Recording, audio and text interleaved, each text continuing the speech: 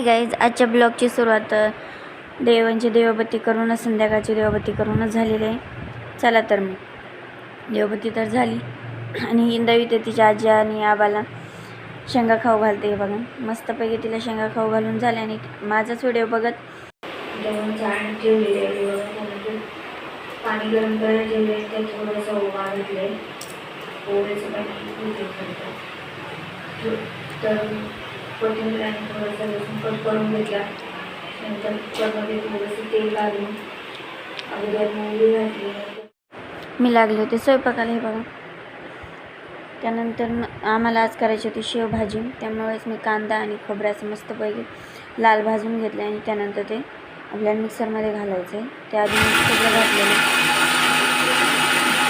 त्यानंतर खोबरं झाल्यानंतर आपल्या कांदा त्याच पद्धतीने त्यात बारीक करायचं. त्यासोबत थोडंसं लसूण, हे बघा लसूण, नंतर अद्रकही घालायचं आहे बघा कट करून, म्हणजे जेणेकरून बारीक होईल चांगली, आणि थोडीशी कोथिंबीर आणि ते सगळं मिक्स करून घ्यायचं.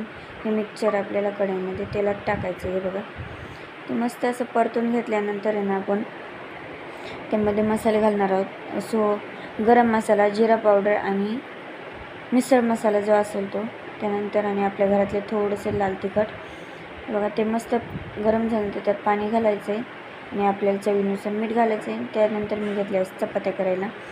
बघा चपात्या करत मस्तपैकी अशा माझ्या चपात्या पण झाल्यात. बघू शकता, मी मोठमोठ्या चपात्या केल्यात. मी काय करणार, उशीर खूप झालेला होता म्हणून पटपट मी चपात्या करून घेतल्या आणि मस्तपैकी आमची मिसळ तयार झालेली आहे. पाहू शकताय, इतकी छान मिसळ झालेली आहे. तुम्ही त्यामध्ये नंतर शेव टाकू शकता, खायची लगेच असं गरम कढईतच घालू शकताय.